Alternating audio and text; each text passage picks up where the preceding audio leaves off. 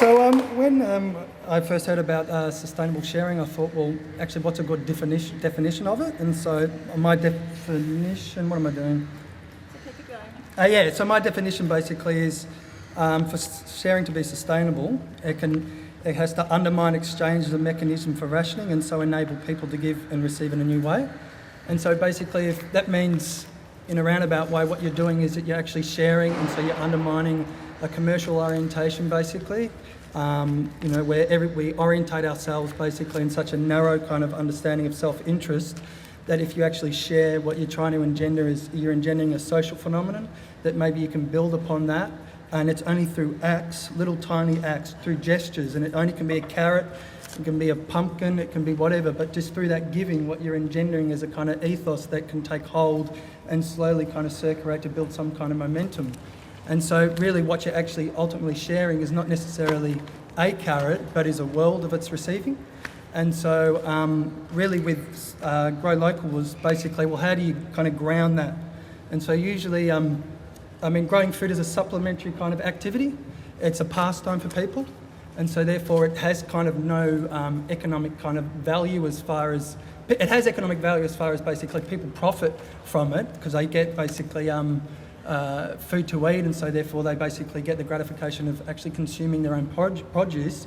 But if everybody's orientated to their own kind of self-interest or their own self-sufficiency, then you pass up basically particular kind of issues that relate to the division of labour and kind of a different kind of form of cooperation that's not narrowed down into that kind of, profiting basically from one's actions. And so with Grow Local, it's a way of getting people to get in contact with each other within their locale. They share a passion for food, and so therefore it's a way, if you can get people to share, and they might only use it basically for, say, bartering or whatnot to begin with, but they'll soon kind of like through basically those acts slowly engender maybe more intentional kind of acts. And if they do that, then what they're creating is you're creating basically a way of sustaining localised kind of food production that has a social element to it as well.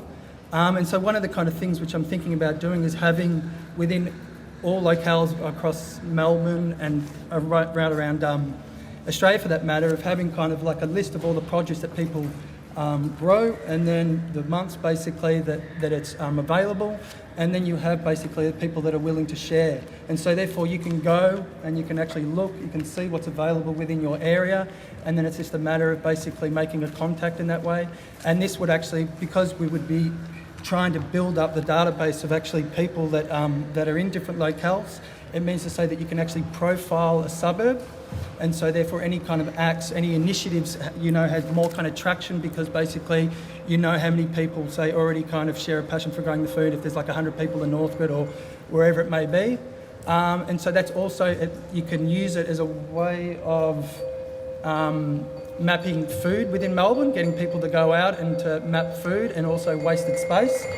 And so that means, it's just a way of actually trying to engender some kind of difference locally.